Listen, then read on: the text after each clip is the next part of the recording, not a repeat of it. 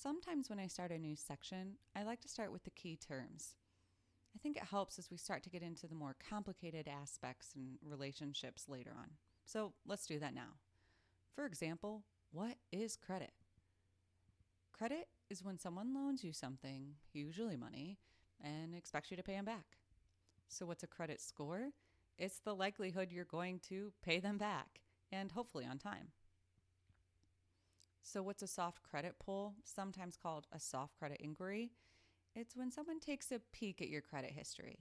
They're not going to see everything, but just enough to make whatever decision they need to make. The good news is it doesn't impact your score.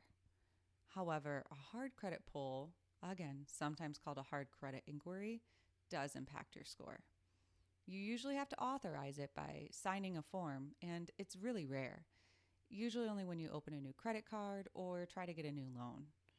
And while it does hurt your score in the short term, if you make on-time payments and have a good relationship with that lender, it can improve your score in the long run. It's kind of a one step back for a two steps forward type of thing.